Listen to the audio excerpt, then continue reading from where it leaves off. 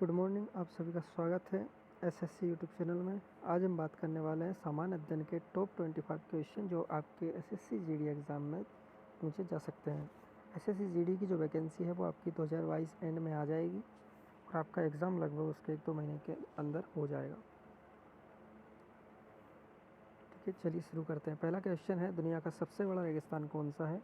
Option है आपके पास में अंटार्कटिका रेगिस्तान, गोबी का रेगिस्तान, ऑप्शन नंबर सी है आपका थार का रेगिस्तान, ऑप्शन नंबर डी है सहारा रेगिस्तान। इसका सही आंसर होगा अंटार्कटिका रेगिस्तान। देखिए, सबसे गर्म रेगिस्तान जो है वो है आपका अफ्रीका का सहारा रेगिस्तान और सबसे ठंडा रेगिस्तान जो है वो है अंटार्कटिका रेगिस्तान। लेकिन अगर सबसे बड़े की बात की जाए तो सबसे बड़ा जो है वो है अंटार्कटिका रेगिस्तान। ठीक है, क्योंकि उसने यहाँ पर सबसे बड़ा पूछा है इसलिए हमने अंटार्कटिका दिया। अगर सबसे बड़ा गर्म रेगिस्तान पूछता तो सहारा रेगिस्तान हो जाता। और तीसरे नंबर का सबसे बड़ा रेगिस्तान कौन सा है इसमें, वो है सहारा रेगिस्तान। सेकंड क्वेश्चन है, इसरो का 2022 का पहला प्रक्षेपण मिशन निम्नलिखित में से किस प्रक्षेपण यान द्वारा किया गया था? ऑप्शन है आपके, पहला ऑप्शन है PSLV C-55, दूसरा ऑप्शन है PSLV C-52, तीसरा ऑप्शन है PSLV C-51, चौथा ऑप्शन है PSLV C-50। इसका सही आंसर होगा PSLV C-52।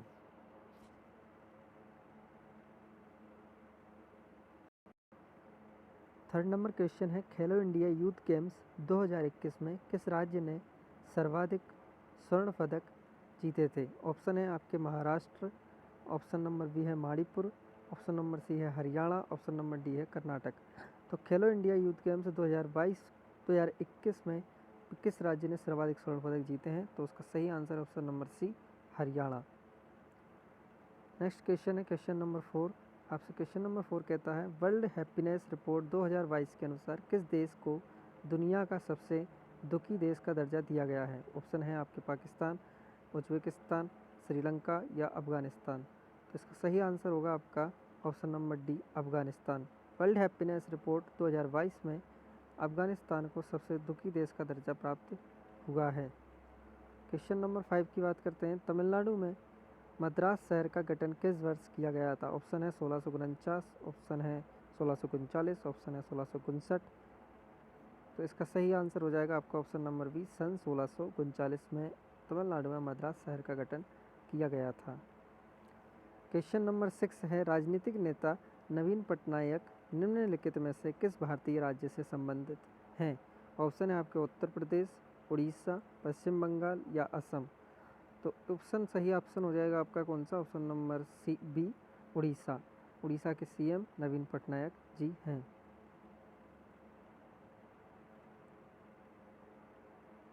नेक्स्ट क्वेश्चन है क्वेश्चन नंबर 7, वर्ष 2022 में कुल कितने व्यक्तियों को पद्म पुरस्कारों से सम्मानित किया गया है? ऑप्शन है आपके 122 व्यक्ति, ऑप्शन है आपका बी नंबर 127 व्यक्ति, ऑप्शन नंबर सी है 128 या ऑप्शन नंबर डी 121। आपका सही आंसर हो जाएगा ऑप्शन नंबर सी, 128 व्यक्तियों को टोटल पद्म पुरस्कारों से सम्मानित किया गया है वर्ष 2022 में। क्वेश्चन नंबर 8 आपसे कहता है, भारत का प्रथम डुगोंग संरक्षण आरक्षित क्षेत्र स्थापित करने वाला प्रथम राज्य कौन सा है? ऑप्शन है आपका तमिलनाडु, ऑप्शन है केरल, ऑप्शन है कर्नाटक, ऑप्शन है उड़ीसा। आपका सही आंसर यहाँ क्या हो जाएगा, ऑप्शन नंबर ए, तमिलनाडु। भारत का प्रथम डुगोंग संरक्षण आरक्षित क्षेत्र स्थापित किया जाएगा कहाँ, तमिलनाडु में। नेक्स्ट क्वेश्चन है क्वेश्चन नंबर 9, मटर का वैज्ञानिक नाम क्या है? मटर का वैज्ञानिक नाम pisum sativum, option number A, option number B pisum ओडेटस, option number C pisum indica, option number D pisum vulgare. इसका सही आंसर हो जाएगा उसका option number A, pisum sativum. Pisum sativum option number A. Next question है question number 10, 10 ठीक है, मार्च 2022 में इंडियन एग्रीकल्चर टूवर्ड्स 2030 नामक पुस्तक का विमोचन किया गया है।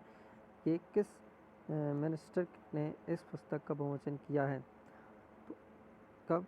मार्च 2022 में इंडियन एग्रीकल्चर टूवर्ड्स 2030। कहीं ना कहीं ये पुस्तक जो है आपको एग्रीकल्चर से संबंधित है, तो ये एग्रीकल्चर मिनिस्टर ने पब्लिश की होगी। अनुराग ठाकुर यहाँ एग्रीकल्चर मिनिस्टर नहीं है। नरेंद्र सिंह तोमर जो है वो सेंट्रल में एग्रीकल्चर मिनिस्ट्री संभालते हैं। तो नरेंद्र सिंह तोमर ने इंडियन एग्रीकल्चर टूवर्ड्स 2030 पुस्तक को जो है लॉन्च किया है।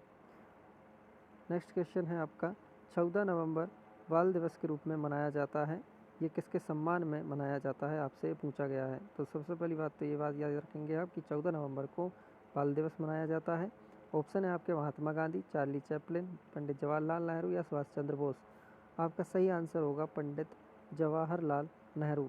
भारत के पहले प्रधानमंत्री हुए हैं पंडित जवाहरलाल नेहरू जी। ठीक है। क्वेश्चन नंबर है 12, ऑपरेशन ग्रीन्स का संबंध किससे है? आपके पास 4 ऑप्शन है। यह एक ऐसी योजना है जिसका लक्ष्य अगले 5 वर्षों में देश भर में 200 शहरी वन विकसित करना है। यह महाराष्ट्र राज्य सरकार का एक अभियान है जिसमें पूरे राज्य में 50 करोड़ पेड़ लगाने का लक्ष्य है। Option number A, option number B, option number C और option number D. Option number C की बात करते हैं। यह तेल रिसाव के कारण पर्याप्त संकट से निपटने में सहायता के लिए मॉरिशस में भारतीय वायुसेना का एक मिशन है। जी नहीं। ऑप्शन नंबर डी है कि यह एक मूल्य निर्धारण योजना है जिसका उद्देश्य किसानों को उनकी उपज का सही मूल्य दिलाना है। तो ऑप्शन नंबर डी यहाँ पर ऑपरेशन ग्रीन से पूर्णतः संबंध रखता है। ये किसानों को बेसिकली उनका जो प्रोडक्ट है, उनका जो उत्पाद है, उसका सही मूल्य उन्हें प्रोवाइड हो, उससे संबंधित ऑपरेशन ग्रीन रखता है। क्वेश्चन नंबर 13 है कि विद्युत हीटर द्वारा ऊर्जा का जो रूपांतरण होता है वो क्या होता है, यानी किस में ऊर्जा का रूपांतरण करती है विद्युत हीटर। विद्युत हीटर की अगर बात करते हैं तो हम सबसे पहले उसमें इलेक्ट्रिसिटी लेते हैं, जिससे विद्युत हमें क्या देता है, हमें ऊष्मा प्रोवाइड करता है, जिसके ऊपर हम किसी प्रकार से खाना बना सकते हैं या आप जो भी कुछ करना चाहते हो उसके हिसाब से आप कर सकते हो। तो सबसे पहले ऊष्मीय ऊर्जा से विद्युत ऊर्जा में नहीं कन्वर्ट करता, क्योंकि विद्युत हीटर जो होता है वो इलेक्ट्रिसिटी तो लेता है और देता क्या है, ऊष्मा देता है। ऑप्शन नंबर ए सही होगा, यहाँ पर विद्युत ऊर्जा से ऊष्मा ऊर्जा में कन्वर्ट उसे कर देता है वो विद्युत हीटर। यांत्रिक से ऊष्मा नहीं होगा ही नहीं, यहाँ पर विद्युत ऊर्जा से यांत्रिक ऊर्जा बिल्कुल नहीं होगा, क्योंकि कोई भी आपका वहाँ पर कोई यंत्र नहीं बना रहा, कोई इंस्ट्रूमेंट वहाँ पर विद्युत से कोई इंस्ट्रूमेंटल एनर्जी नहीं प्रोवाइड नहीं कर रहा है वो आपको। नेक्स्ट क्वेश्चन है 14 नंबर क्वेश्चन, हरिप्रसाद चौरसिया का संबंध निम्नलिखित में से किस वाद्य यंत्र से है? हरिप्रसाद चौरसिया का संबंध निम्नलिखित में से किस वाद्य यंत्र से है? ऑप्शन है शहनाई, सरोद, बांसुरी। आपका सही आंसर हो जाएगा यहाँ पर क्या, बांसुरी। हरिप्रसाद चौरसिया का जो संबंध है वो है बांसुरी बजाने से संबंध रखते हैं हरिप्रसाद चौरसिया जी। चलिए नेक्स्ट क्वेश्चन आपसे क्या कहता है। 15 नंबर क्वेश्चन है, 2011 की जनगणना के अनुसार भारत का सबसे साक्षर राज्य कौन सा है? 2011 की जनगणना के अनुसार भारत का सबसे साक्षर राज्य की बात की जाए, ऑप्शन है असम, ऑप्शन है दिल्ली, ऑप्शन है लक्षद्वीप, ऑप्शन है केरल। 2011 की जनगणना के अनुसार भारत का सबसे साक्षर राज्य होगा आपका केरल। नेक्स्ट क्वेश्चन है, खाद्य तेल निम्नलिखित में से किससे निकाला जाता है? ऑप्शन है आपका कपास, भांग, सरसों या रतनजोत। कपास से आपका खाद्य तेल नहीं निकलता, भांग से नहीं, सरसों की अगर बात करें तो यहाँ पर आपका सरसों का तेल जो है निकलता है, जो खाना पकाने के काम में आता है। ऑप्शन नंबर है 70, निम्नलिखित में से कौन मौर्य काल की एक रोकटक मूर्ति कला है? एक रोककट मूर्ति कला है। ऑप्शन है आपका ए नंबर प्रकम यक्ष, ऑप्शन नंबर बी धोली हाथी, ऑप्शन नंबर सी रामपुरवा सांड, ऑप्शन नंबर डी सांची का शेर। तो रोककट मूर्ति कला जो मौर्य काल में बनी है वो है आपका धोली हाथी, जो कि उड़ीसा में स्थित है। ऑप्शन नंबर है 18। क्वेश्चन कहता है, वह कौन सा प्रथम राज्य था जिसके विरुद्ध अलाउद्दीन खिलजी ने आक्रमण की शुरुआत की थी? तो वह कौन सा प्रथम राज्य था जिसके विरुद्ध अलाउद्दीन खिलजी ने आक्रमण की शुरुआत की थी? ऑप्शन है नंबर ए है आपका वो दिल्ली राज्य था, ऑप्शन नंबर बी है रणथंभौर राज्य था, ऑप्शन नंबर सी है मेवाड़ राज्य था, ये ऑप्शन नंबर डी बंगाल राज्य था। तो इसका सही आंसर होगा अलाउद्दीन खिलजी ने सबसे पहले कहीं आक्रमण किया था, तो राजस्थान के रणथंभौर में किया था। कहाँ किया था? राजस्थान के रणथंभौर में। और क्वेश्चन नंबर 19 आपसे कहता है, रासायनिक रूप से समान गुणों जैसे कि लिथियम, सोडियम और पोटेशियम के साथ तत्वों को किसने व्यवस्थित किया और दिखाया कि मध्य तत्व के गुणों की भविष्यवाणी अन्य 2 गुणों से की जा सकती है? ऑप्शन है आपका लोथर मेयर, ऑप्शन है जॉन डोवेर्नियर, ऑप्शन है जॉन ल्यूलैंड्स, ऑप्शन है दिमित्री मेंडलीव। इसका सही आंसर होगा ऑप्शन नंबर बी, जॉन डोवेर्नियर ने ऐसा दिखाया था। क्वेश्चन नंबर 20 है, जलियांवाला बाग हत्याकांड किस वायसराय के कार्यकाल में हुआ था? तो जलियांवाला बाग हत्याकांड जो है उस टाइम पर कौन भारत का वायसराय था, आपसे पूछा गया है भारत का वायसराय। ऑप्शन है लॉर्ड इरविन, ऑप्शन है लॉर्ड डलहौजी, ऑप्शन है लॉर्ड रिपन, लॉर्ड चैम्सफोर्ड। इसका सही आंसर होगा, जब जलियांवाला बाग हत्याकांड 13 अप्रैल सन 1919 को हुआ था। 13 अप्रैल सन 1919 को आपका जलियांवाला बाग हत्याकांड होता है। इसी टाइम पर क्या होता है कि रविंद्रनाथ टैगोर को जो नाइटहुड की उपाधि दी गई थी उन्होंने वो वापस लौटा दी थी, और साथ ही साथ महात्मा गांधी, मोहनदास करमचंद गांधी, एम के गांधी को जो आपकी केसर हिंद की उपाधि दी गई थी उसको भी उन्होंने वापस लौटा दिया था। तो यहाँ पर जो है जलियांवाला बाग हत्याकांड 19 अप्रैल 1919 को जनरल डायर जो थे उस समय कैप्टन थे, और उन्होंने पंजाब के अमृतसर में जलियांवाला पार्क में इस भीषण नरसंहार को अंजाम दिया था। तो इसका सही आंसर है लॉर्ड चैम्सफोर्ड। क्वेश्चन नंबर है 21।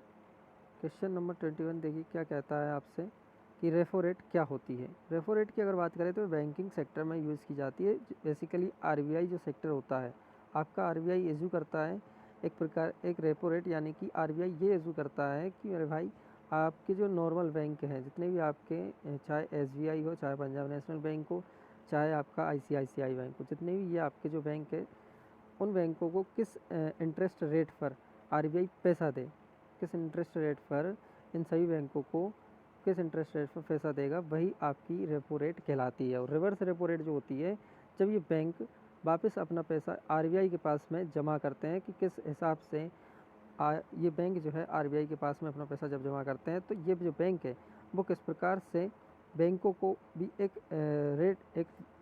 तय ब्याज मिलता है जो आरबीआई के द्वारा दिया जाता है।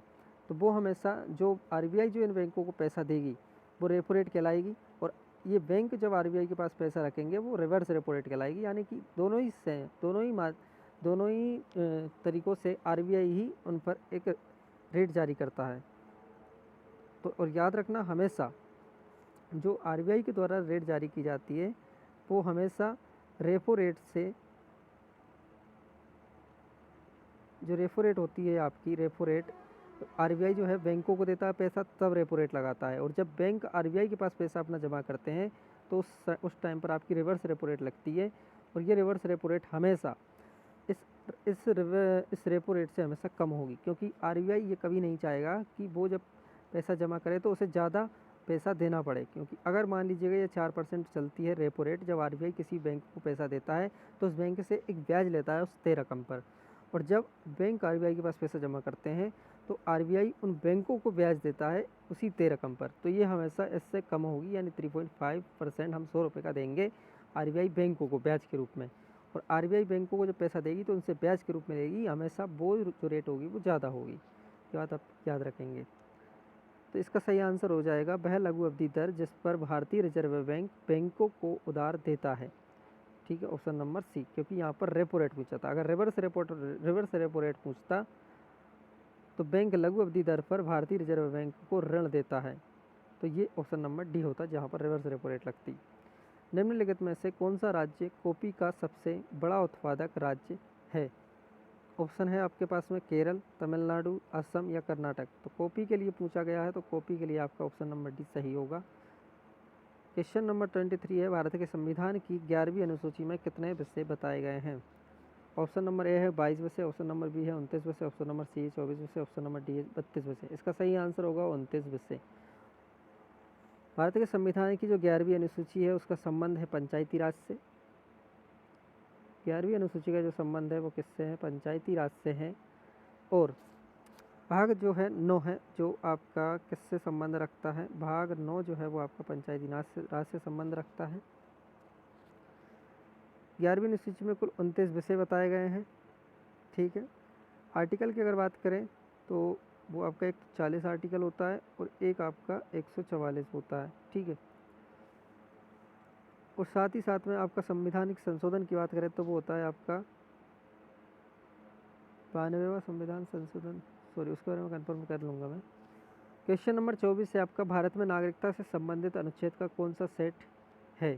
भारत में जो नागरिकता प्रोवाइड की जाती है वो किस अनुच्छेद के तहत आती है, तो आपको ये बताना है क्वेश्चन में। ठीक है, ऑप्शन है आपके अनुच्छेद 1 से 4, अनुच्छेद 12 से 35, अनुच्छेद 5 से 11, अनुच्छेद नंबर 36 से 51। अगर बात करें अपन अनुच्छेद नंबर 5 से 11 तो इसके अंतर्गत नागरिकता आती है। 12 से 35 की अगर बात करें तो इसके अंदर फंडामेंटल राइट्स आते हैं। 36 से 51 की अगर बात करें तो इसके अंतर्गत आपके नीति निर्देशक तत्व और साथ ही साथ 51 खा की अगर बात करें 51 का, तो इसके अंतर्गत आपके मूल कर्तव्य आते हैं। क्वेश्चन नंबर 25 है कि मानव हृदय कक्षों के संकुचन को क्या कहा जाता है। मानव हृदय कक्षों के संकुचन को क्या कहा जाता है? ऑप्शन है धड़कन, प्रकुंचन, स्ट्रोक, प्रसारण। तो इसका सही आंसर होगा आपका प्रकुंचन, ऑप्शन नंबर बी। इन सभी क्वेश्चनों की जो आंसर शीट है वो आपको नीचे PDF में दी गई है। अगर आप चाहते हैं कि आप SSC GD एग्ज़ाम्स या फिर किसी भी वनडे एग्ज़ाम के लिए ये GS के क्वेश्चन सबसे बेस्ट हैं, चाहते हैं कि ये आपके एग्ज़ाम निकालना चाहते हैं, तो आप यूट्यूब चैनल को सब्सक्राइब कर लीजिएगा। और आपको इस वीडियो की जो PDF है वो मेरे टेलीग्राम चैनल पर मिल जाएगी। टेलीग्राम चैनल की जो लिंक है वो आपको डिस्क्रिप्शन में दे दी जाएगी। ओके, धन्यवाद।